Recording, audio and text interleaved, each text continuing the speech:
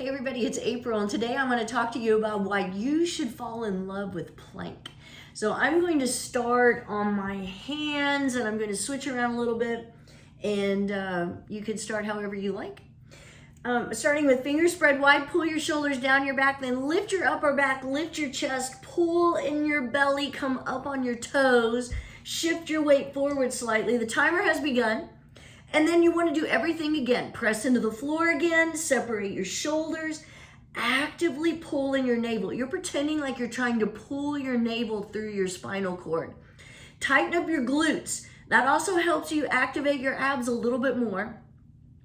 Press your heels back, and you've got everything energized. Everything's active. You've got a strong, strong plank going on. So if you're not in love with plank, I encourage you to fall in love with plank, and that's why I want to talk to you about today. I fell in love with plank actually in 2020 during COVID. You may have heard my little story about how I was sitting on the couch feeling kind of bummed out, and then I realized, you know what? Plank would really help get me out of this funk, and I was right. It really did, and because it releases endorphins. So that's one big reason to fall in love with plank. It is going to help you. It's a big mood booster. I'm going to switch to side plank. We're at a minute. If you've switched to side plank, stack your feet or bring your top foot in front of you. Actively lift your hips. Reach your top arm to the sky. I'm going to hold on this side for a minute. I love side plank. It's my favorite. See, look, I use the L word to talk about plank. And like I said, especially side plank. I'm not as much in love with forearm plank. That doesn't mean I don't like it, and I don't encourage you to do it, but it's not my favorite of all of them.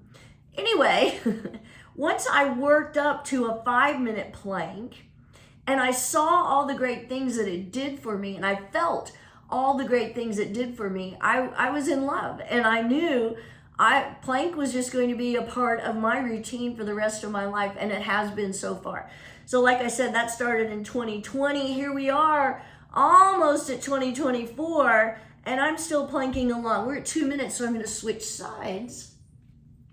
So some of the things I love about it, it is easy as far as you don't have to have a certain wardrobe. Although, look, I did take off my sweater today because I had on a really cute but bulky sweater, and I knew I would get really hot, which is one of the things I love about plank, is that I know if I'm ever really cold, I'm going to warm up when I do plank. I also know that it's very cardiovascular, and that's going to get my heart rate going, and it will make me perspire a little bit. That's okay, because it's great, great, great for you. Another thing I will confess that I love is how it changed my arms. I mean, I had toned arms from yoga, just from doing yoga itself or hot yoga. But when I started planking regularly, oh my word, we're at 3 minutes. It totally changed how my arms looked, and my strength. And I never lift weights. For one thing, I found if I lift weights more than 5 pound weights, it hurts my elbows. So look at this. This isn't hurting anything. This is strengthening. And this is a great thing about plank is that you're pressing into your bones by putting pressure into the floor when you're holding yourself up. And that is also strengthening your bones. So that's another thing that you can love about plank. Another obvious thing is that, it changes your abs. And who doesn't want more toned abs or stronger abs? I mean, come on. So that is one of the reasons to even start planking, is to strengthen your core. But again, that's not just your abs. Another thing to love, I'm going to switch to forearms. We're at 4 minutes. Another thing to really love about plank is that when you're strengthening your core, you're strengthening your lower back. And that's going to help you prevent lower back pain. It's going to help you eliminate lower back pain. I was just talking to someone recently who said when they were walking around for very long, sometimes they had to kind of bend over and release some of the pressure in their lower back, and they actually had some pain. And I thought, you know what? I never have lower back pain. And I know it's because I plank regularly and because I'm really strengthening my core. So just a reminder, look, I can see myself in the camera.